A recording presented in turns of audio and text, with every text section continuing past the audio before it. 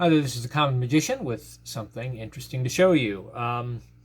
This is kind of an impromptu thing. If you have the right items around, you need a pad of paper, maybe a napkin or a handkerchief or something like that. Of course, a writing utensil, and you can do this sort of a feat. What you're going to do is you're going to have somebody take this is Post-it notes. So ideally with Post-it notes, I'm going to talk about Post-it notes here in a minute again, a little bit more in depth, but. With Post-it notes, you would say, take the sticky side up, and what I want you to do is have somebody write down something that's kind of a dream item, something that they could dream of having, right?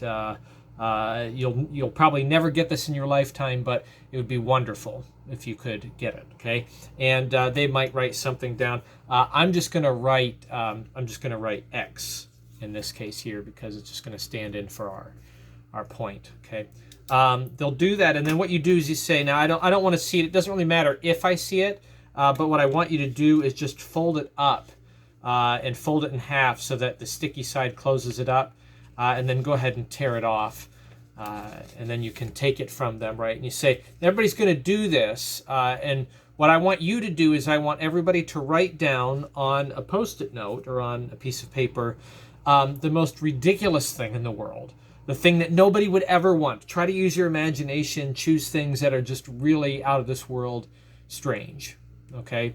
And what I want you to do is fold it up and then fold it again into quarters, right, like this, and then I want you to fold it up into eighths like that, and then what we're going to do is we're going to place these into the napkin right here. So you have a napkin out, and you say, I want everybody to do this, and then place yours right in the middle of the handkerchief or napkin, whatever you have. So everybody would do that with their Post-it notes, and then you would end up with a pile of these notes.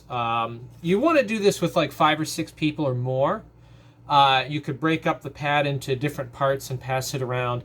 So you demonstrate, they do this, you have now a pile of weird, strange things that nobody would ever want, and then you have at least one thing in there that's kind of like the dream item, okay? And all these things are unknown to everybody else. So what you do is you then take the handkerchief, pick it up by the corners, and you could have somebody hold on to this and have them shake it up so that everything gets mixed up, right?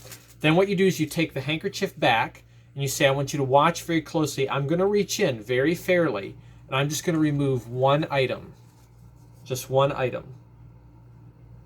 Okay, one thing. Very fair. There's only one here out of all of these.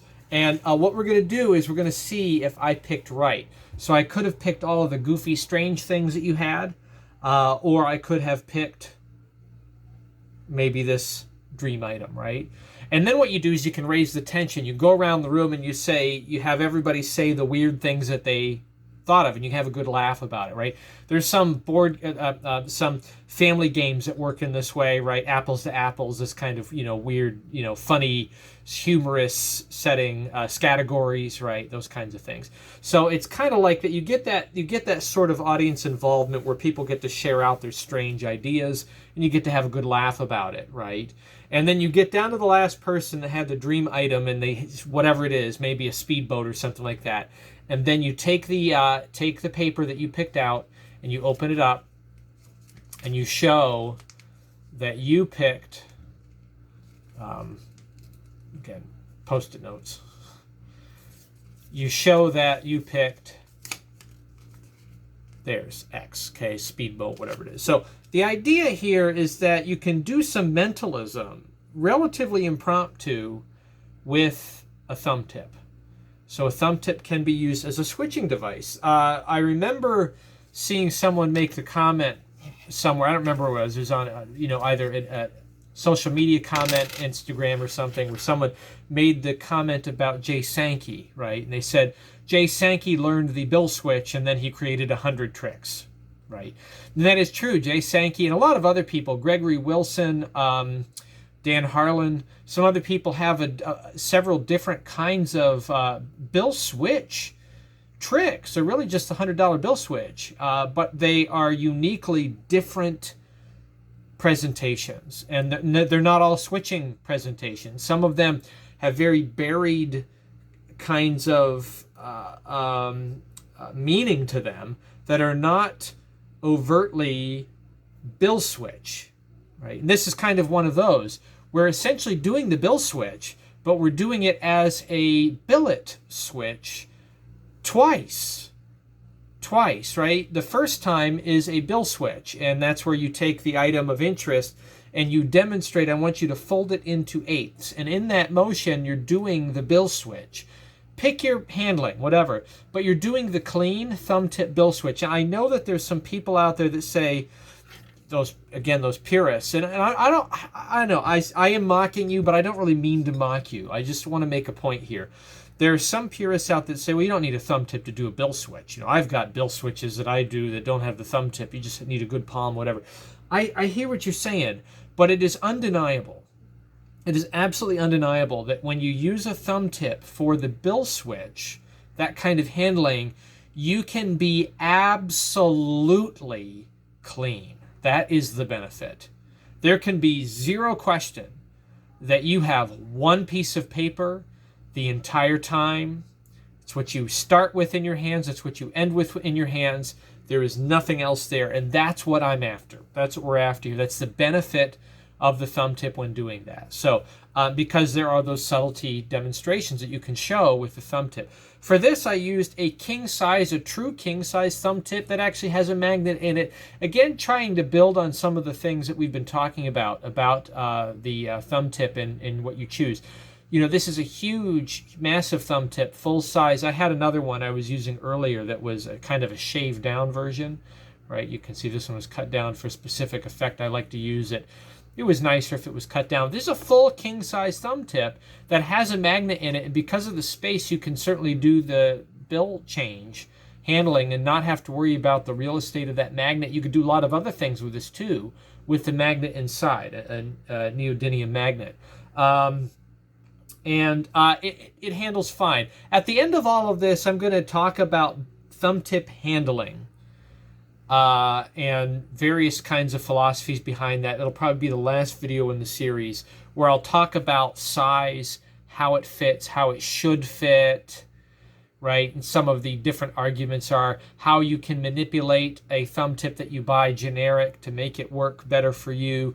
A lot of different ideas that we'll talk about at the end. But this is a full king-size thumb tip with a magnet in it. So I could do the coin thing, right? I could use it for its magnetic principles and stop a watch. I could do this sort of impromptu kind of, billet switch sort of thing. So what do you need for this? You need billets. You need pieces of paper, a pad of some kind, whatever you have. It could be a large pad, larger like this. It could be billets if you do mentalism, right, of different sizes. Don't ever call billets billets, but it could be a piece of paper like that, or it could be Post-it notes. I want to talk about Post-it notes here in a minute. But all you need to do is you need to get one removed, folded, and stuck in your tip, and then you're ready to go. So that's the only prep. Quite impromptu, okay? This could be a napkin. This doesn't have to be a handkerchief, but you might carry a handkerchief or have one available. It could be a paper napkin. It could be a cloth napkin at a restaurant. Doesn't matter. All you need to do is you have the first person write sticky side up. If you have to use Post-it notes, you want to do it sticky side up so that when they fold it, you don't deal with a stick. That's the one unique thing about Post-it notes, using Post-it notes as billets in mentalism, is you don't want to have to worry about the stick being in the way unless you do, because you can actually use the stick in a lot of different ways, and I'll do a little bit of a plug here in a minute. But stick up, have them write down their item, have them fold it in half so that it closes up. That's for your benefit, so that you're not dealing with the stick, and it's also so that the justification is that you don't see what's inside. Have them hand it to you, demonstrate what you want everybody else to do, and in doing so, you do your switch. I'm not going to go over the switch, but you do the switch of your choice with a thumb tip. You end up with their item. Now, let's say I've got one item here in the thumb tip. You take theirs, right? You do your switch of choice, and you're going to end up with their billet, their item, inside of the thumb tip. And you say, I want you to fold it up into eighths like that.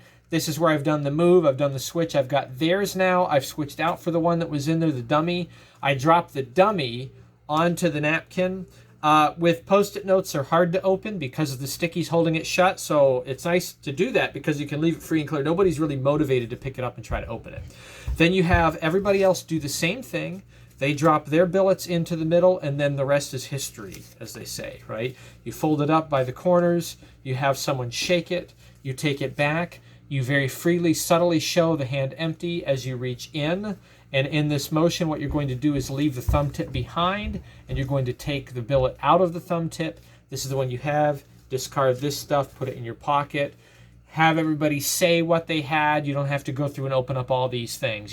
This is the only one of interest. You have a good time with that, and then you show the one that's in there. So a switch in, switch out using a thumb tip. You can do mentalism that's doing those kinds of switches. Post-it notes and doing switches with peaks. I'm going to plug a person by the name of Julian Moore, mentalist, who wrote a treatise on using Post-it notes for mentalism called Post Justify. You can get it for about $15. I bought it, and I've looked it through, and there are a lot in there that I'm going to use personally. There are some ideas. This idea about the items comes from him. It's a presentation he has, but he doesn't use the thumb tip. He doesn't use any of this kind of stuff. This is just my thing. That's a premise, though, for a trick that he uses.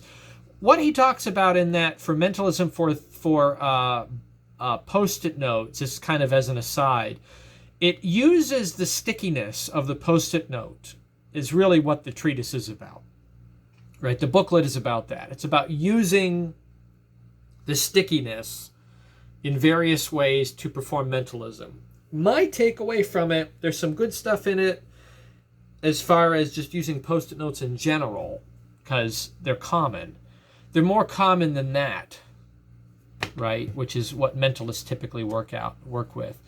You make compromises. Is it problematic to do mentalism with billets that are like this?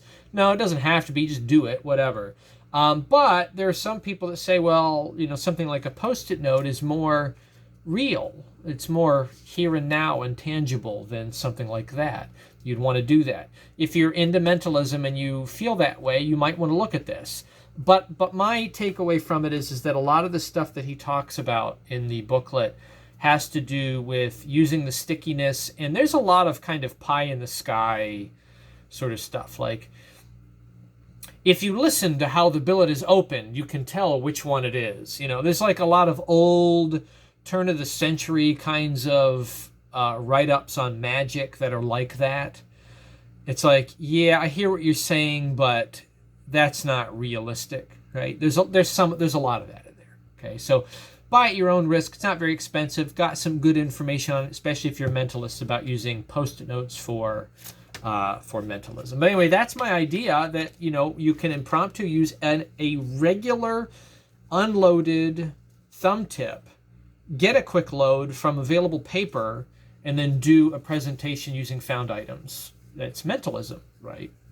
It's a mentalist sort of act. It's not a divination of information necessarily, in the sense that you're calling out information that's been named, but it is mentalism. So as a switch device in mentalism, thumb tip, very impromptu. Just carry a regular thumb tip, whatever the kind you want to have, and as long as paper is available, you can do some switching, provided that you have a moment to fold one up and put it in the head, which is easy to get. So anyway, another idea, a little less orthodox than the normal thing. It's not a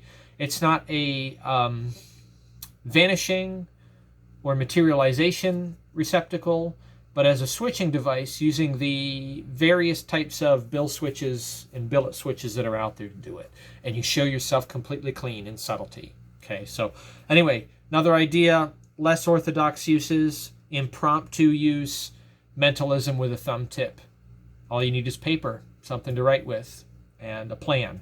So that's it. Anyway, good luck with that. Happy magicking.